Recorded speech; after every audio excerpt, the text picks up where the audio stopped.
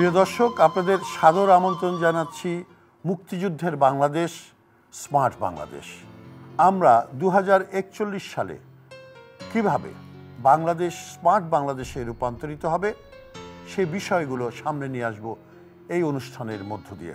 আমাদের দেশ স্বাধীন হওয়ার পরে রক্তাক্ত মুক্তিযুদ্ধের মধ্য দিয়ে বঙ্গবন্ধু জাতীয় সংসদে বসে প্রথম যে সংবিধানটি রচনা করেছিলেন সেখানে 4টি স্তম্ভ ছিল। সে স্তম্ভ ছিল আমাদের গণতন্ত্র, ধর্মনিরপেক্ষতা, সমাজতন্ত্র এবং জাতীয়তাবাদ। আর তারই কন্যা মাননীয় প্রধানমন্ত্রী শেখ হাসিনা স্মার্ট বাংলাদেশের 4টি স্তম্ভ তিনি সামনে নিয়ে এসছেন। তা হচ্ছে স্মার্ট নাগরিক, স্মার্ট অর্থনীতি, স্মার্ট সরকার ও স্মার্ট সমাজ ব্যবস্থা। আমরা এই সকল বিষয়ে আলাপ করব এবং আমরা দেখব যে আমাদের নতুন প্রজন্ম কিভাবে এই স্মার্ট বাংলাদেশের ধারণাটি সামনে নিয়ে তাদের কন্ট্রিবিউশনের মাধ্যমে তারা নিজেদেরকে নিয়োজিত করে এই লক্ষ্যে সমাজ এবং রাষ্ট্রটিকে একটি আধুনিক মুক্তিযুদ্ধের বাংলাদেশ, স্মার্ট বাংলাদেশ অনুষ্ঠানে আপনাদের সাদর আমন্ত্রণ। প্রিয় দর্শক, আজকে তেমনই একজন মানুষকে আমরা ডেকে এনেছি, যিনি হচ্ছেন মোহাম্মদ রাফাত হোসেন। তিনি founder and CEO of metro VPS, A brand of fair zone limited. তিনি ইলেকট্রিক্যাল অ্যান্ড ইলেকট্রনিক্স ইঞ্জিনিয়ারিং পড়াশোনা করেছেন, ব্র্যাক ইউনিভার্সিটি থেকে পাশ করেছেন 2020-তে। 2021-এই তিনি নিজস্ব কোম্পানি করে ফেলেছেন, অর্থাৎ চাকরি না করে নিজে একজন উদ্যোক্তা হওয়া। এই উদ্যোক্তা হওয়ার পাশাপাশি তো আপনি অনেক তরুণদেরকে উৎসাহিত করেছেন, অনুপ্রেরণা করে দিয়েছেন এবং তারা আপনার সাথে কাজও করছে। আপনার শুরুটা বলবেন কি, আপনি কিভাবে কাজ শুরু করলেন? ইলেকট্রনিক্সে কাজ করার কারণে যেটা হচ্ছে, আমার আইওটি বা হার্ডওয়্যার সফটওয়্যার ইন্টারফেসিং ওই জিনিসগুলো নিয়ে আসলে কাজ করা হতো। তো তখন কাজ করতে গিয়ে আমার যে সফটওয়্যারগুলো ডেভেলপমেন্ট করা লাগতো বা হার্ডওয়্যারের সাথে ইন্টারফেসিং করা লাগতো, সেই জন্য আমি যে ডেভেলপমেন্টগুলো করতাম সেগুলো ডিপ্লয়মেন্ট করতে গিয়ে দেখা যায় যে নানা ধরনের চ্যালেঞ্জেস ফেস করতে হয়। তো তখন হচ্ছে আমি আমার ফ্রেন্ড এবং পার্টনার যে প্লাবন, তার সাথে আমি ডিসকাস করি বিষয়গুলো যে আমরা আসলে কীভাবে জিনিসগুলোকে ডিপ্লয় করতে পারি। তো তখন ডিসকাশনের এক পর্যায়ে উঠে আসে যে ঠিক আছে, আমরা যেহেতু দেশের বাইরে থেকে ডলার দিয়ে সার্ভিস পারচেস করতেছি, হোয়াই নট আমরা জিনিসটা দেশেই সেট আপ করে নিই। তো তখন থেকেই হচ্ছে মূলত আমাদের দুজনের ডিসকাশন শুরু হয় এবং আমরা ডিসাইড করি যে ঠিক আছে, আমরা তাহলে দেশের ভিতরেই একটা ক্লাউড সার্ভিস সেট আপ করবো, যেখান থেকে আমরা নিজেরাও নিজেদের কাজগুলো ইউজ করতে পারবো এবং মানুষকেও সার্ভিস প্রোভাইড করতে পারবো। তো সেই চিন্তা থেকে মূলত 2021 সেপ্টেম্বরে আমরা আমাদের মেইন কোম্পানি ফ্লেয়ারজেন লিমিটেড সেটা ফর্ম করি এবং বাংলাদেশে বর্তমানে 2টা এবং সিঙ্গাপুরে একটা ডেটা সেন্টার থেকে আমরা সার্ভিস প্রোভাইড করছি। কী ধরনের সার্ভিসটা আসলে করেন স্পেসিফিকলি সাধারণ দর্শকের বোঝার জন্য? আচ্ছা, বলেন যদি। আমরা হচ্ছে মূলত ক্লাউড সার্ভিস দিই, যেমন ভিপিএস, ডেডিকেটেড সার্ভার, এই ধরনের সার্ভিসগুলো দিয়ে থাকি। এছাড়া আমাদের এগুলোর পাশাপাশি ওয়েব ডেভেলপমেন্ট বা ডিপ্লয়মেন্ট এই ধরনের সাপোর্টগুলোও থাকে। আর এছাড়া বাংলাদেশের বিভিন্ন পার্সপেক্টিভে যখন হাই স্কেল বা হাই লেভেলের কোনো অ্যাপ্লিকেশন ডিপ্লয় করার প্রয়োজন হয়, সেটার জন্য যে load balancing, fail over, cluster, এই ধরনের সলিউশনগুলো আমরা প্রোভাইড করে থাকি। এসএসএল সার্টিফিকেট এবং special system administration service provide করে থাকি। এই দুটাকে একটু বোঝাবেন আমাদের দর্শক? এখানে অনেকগুলো পার্ট আছে। যেমন হচ্ছে আমরা যখন ডেডিকেটেড সার্ভার বলতেছি, কারো যখন বেশি পরিমাণে রিসোর্স প্রয়োজন হয় বা একটা ডেডিকেটেড রিসোর্স তার সার্ভিসের জন্য প্রয়োজন হয়, তখন হচ্ছে মূলত ডেডিকেটেড সার্ভারগুলো হয়। আর ভিপিএসগুলো হচ্ছে ভার্চুয়ালাইজড রিসোর্স। কারো যখন অনেক বেশি রিসোর্স প্রয়োজন না হয়, খুব সামান্য রিসোর্সে কাজ হয়ে যাচ্ছে, তখন হচ্ছে মূলত আমরা ওই ভার্চুয়াল প্রাইভেট সার্ভারগুলো দিয়ে থাকি। আর ওয়েব ডেভেলপমেন্ট হচ্ছে তার কোম্পানির জন্য, সে যখন কোনো ওয়েবসাইট বা কোনো কিছু ডিজাইন করতে চায়, সেটা হচ্ছে ওয়েব ডেভেলপমেন্টের একটা পার্ট। আর হচ্ছে এসএসএল সার্টিফিকেট যেটা, সেটা হচ্ছে ওয়েবসাইটের সিকিউরিটি রিলেটেড সেকশন।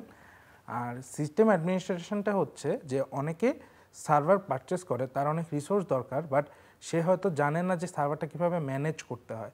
তো আমরা হচ্ছে ওই ম্যানেজমেন্ট সার্ভিসটাও প্রোভাইড করে থাকি, যে সে সার্ভার নিচ্ছে এবং ম্যানেজমেন্ট সার্ভিসটা নিচ্ছে, আমরা তাকে ফুল কনফিগারেশনটা করে সব কিছু রেডি করে দেবো আর কি। ধরেন আমি একজন একেবারেই নবিশ সার্ভিস নিতে গেলাম, তাহলে আমি একটা ডোমেন রেজিস্ট্রেশন এখানে করতে পারবো, করে আমি একটা নির্দিষ্ট স্পেসও আপনি আমাকে দেবেন, সেখানে আমি আমার ইয়েগুলি আপলোড করতে পারবো এবং সেটা ইন্টারন্যাশনালি নেগোশিয়েট করতে পারে আপনাদের? জি পারবেন।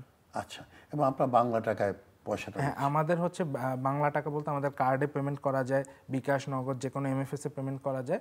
আর দেশের বাইরের কোনো কাস্টমার হলে সে ইজিলি কার্ডে বা যে কোনো ইজিলি মেথডে পেমেন্ট করতে পারবে আর কি। এই যে আপনার ডোমেন রেজিস্ট্রেশন দেন, এইটা যেমন আমরা ধরেন .com বা জি জি জি অন্যান্য আছে .net, হ্যাঁ, আপনাদেরটা কি থাকে তখন? আচ্ছা, এখানে হচ্ছে আপনি আপনার যে কোনো পছন্দের এক্সটেনশনই সিলেক্ট করতে পারবেন। আমাদের এখানে সবগুলাই অ্যাভেলেবল আছে। আপনি যেই ডোমেইনটা রেজিস্ট্রেশন করতে চাচ্ছেন, আপনি আমাদের এখানে সেই ডোমেইনটা দিয়ে সার্চ দিবেন। যদি ওইটা অ্যাভেলেবল থাকে, আপনি ওইটা .com .net যে কোনোটাই পারচেস করতে পারবেন। আচ্ছা, এরকম কতজন এখন আপনাদের আচ্ছা, এরকম হচ্ছে আমাদের যেরকম হচ্ছে টোটাল বাংলাদেশ এবং সিঙ্গাপুর মিলিয়ে 75টার মতো সার্ভার আছে বর্তমানে রানিং, এবং 15টা সার্ভার হচ্ছে আমরা মূলত ভার্চুয়াল প্রাইভেট সার্ভিস যেটা সেটা প্রোভাইড করছি 15টা থেকে।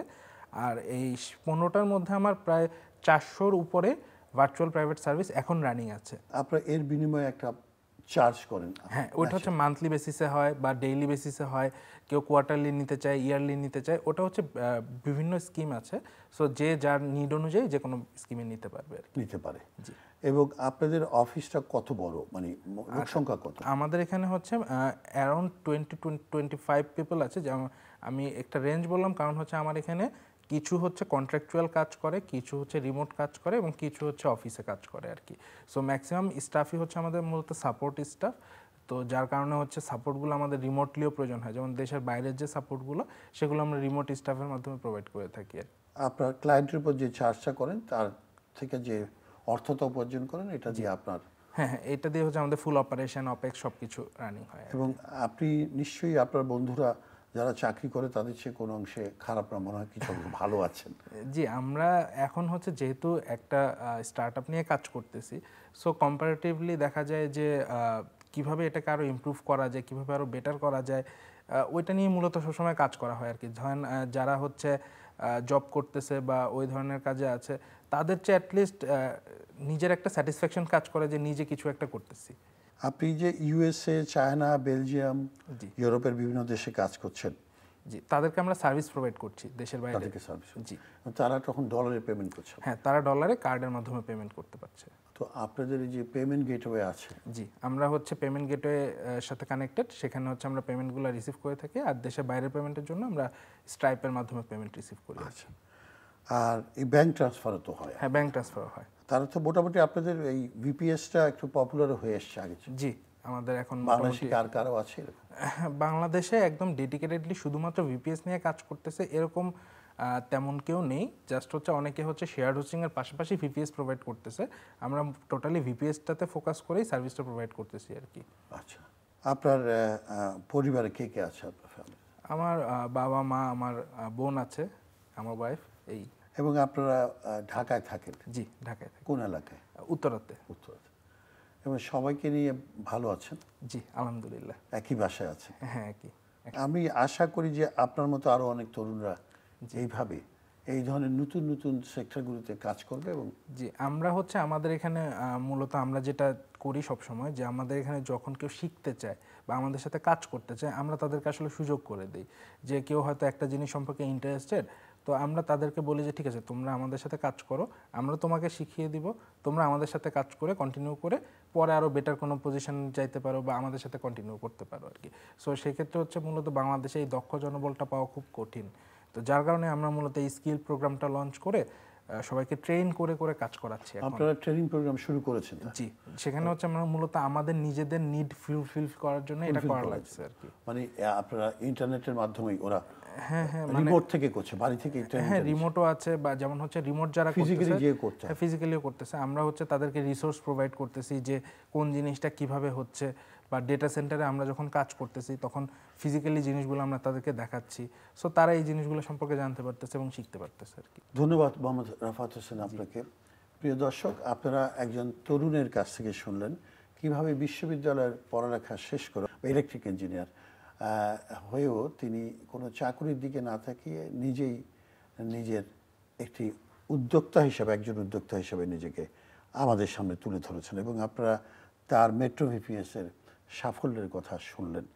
এবং তিনি এই কথাও বললেন যে 75টি সার্ভার তার এখন চলমান আছে, আরও ভবিষ্যতে আরও বাড়বে।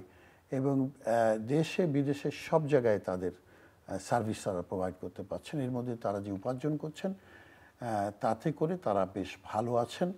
আমি জানতে চাইনি যে কত টাকা তারা আর্ন করে, এটা আপনারা ভেবে নিতে পারেন যে তারা ভালো আছে প্রায় প্রত্যেকেই।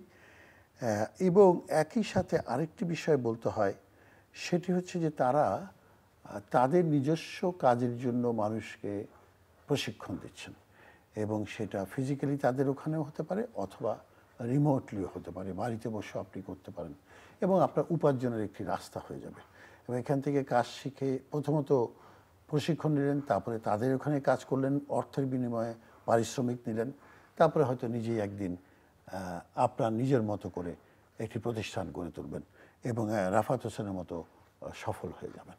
আমি সেই প্রত্যাশা করি এবং রাফাত হোসেনকে ধন্যবাদ জানিয়ে এই প্রত্যাশা শেষ করছি আজকের মুক্তিযুদ্ধের বাংলাদেশ স্মার্ট বাংলাদেশ অনুষ্ঠান।